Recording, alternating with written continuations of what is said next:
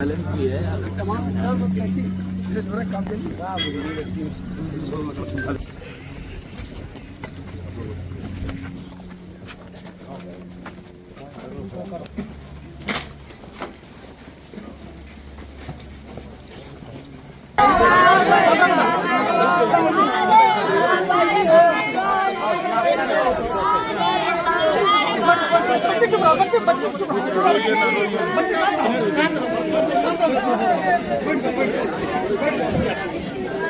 पीछे करा था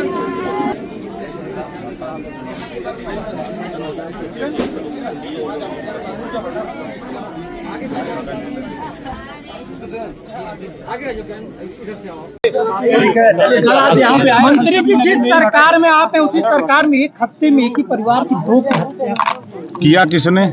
नामजद कौन हुआ? इस पे ध्यान आपका है? और नीचे कर लीजिए। समाजवादी पार्टी की सरकार में जो सपा की सरकार थी उसे गुंडों की सरकार कहते थे। उसी की सरकार में पैदा हुए ये अपराधी अपराध कर रहे हैं। आखिर में उन्हीं का नाम क्यों आ रहा है? कहीं भी घटनाएं हो रही हैं, आप देवरिया को उठा कर देखिए, उसी का नाम आया। यहाँ भी घटना में दोनों बार के एफआईआर उठा के पढ़िए, क्यों आ रहा है? तो जो वर्तमान सरकार माननीय योगी आदित्यनाथ जी की सरकार है, वो कानून का राज कायम करने के लिए पूरी ताकत लगाए। जनता को राहत है और जनता विश्वास कर रही है, क्योंकि पूरे देश में कहीं दंगे नहीं हो रहे हैं, कहीं कर्फ्यू नहीं हो लगे हैं और पूरे जो गरीबों के विकास की योजनाएं हैं वो गरीबों तक पहुंच रही हैं। इस बात को लेकर के आपके इस खलीलाबाद में कुछ ऐसे शरारती तत्व हैं जो गरीबों को शराब पिला करके नशे में ले जा करके बैनामा करा लेते हैं और करा करके जब वो होश होता पैसा मांगने जाता है तो उसको डरवा धमका करके या तो उसको विवश करते हैं, वो अब जा करके कहीं हत्या कर लेता है या वो खुद मारते हैं। यही तो होता है। पहली बार हत्या हुई थी, युवक मरा था उसकी। फर्रुखाबाद में आपके ही जिले के जिला अध्यक्ष गए थे थाने पे, गमछा उतरवा दिया गया था वहाँ पे।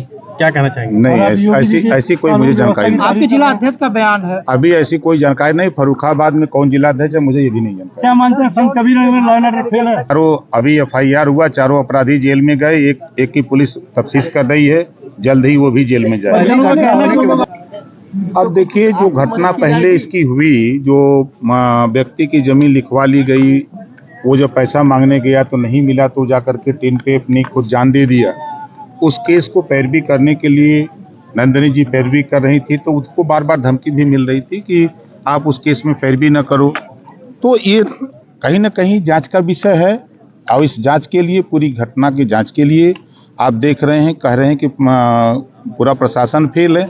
यहीं आपके एसपी लगे हुए हैं, सीओ लगे हुए हैं, डीएम लगे हुए हैं, आईजी लगे हुए हैं, प्रमुख सचिव गृह लगे हुए हैं, हम पूरी सरकार लगी हुई है।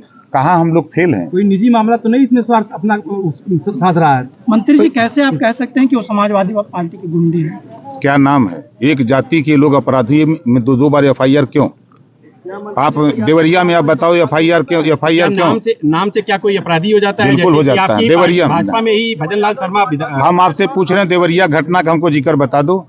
वहाँ ब्राह्मणों की हत्या हुई, किसने किया? आप बताओ। अगर जबान में छेद है तो बोलो कौन किया? यही हत्या हुई तो किसने किया? किसने करवाया? फिर सुनो भाई, आप अरे चुप रहो यार। किसने करवाया? कोई निजी मामला? हम आपसे पूछ रहे किसने करवाया, बताओ आप। कोई निजी मामला तो नहीं अपना स्वार्थ साध रहा है? नहीं, देखिए, मैं फिर कह रहा हूँ, समाजवादी पार्टी की सरकार में सहमिला और गुंडे पैदा हुए, अपराध करने लगे, जिससे पूरे प्रदेश में हाहाकार मचा हुआ था। आपका कहने का मतलब यादव लोग गुंडे हैं? मैं ये नहीं कह रहा हूँ, आप कह रहे हैं। क्या लगता है? आप एक ही जाति से द्वंद्व क्यों हो रहा है? मंत्री जी, आपकी भाषा तो यादों में ही नहीं, आप ये आप बोल रहे हो ना, ये तो आप बता रहे हो। एफआईआर आखिर में आमने सामने क्यों हो रहा है? चलिए।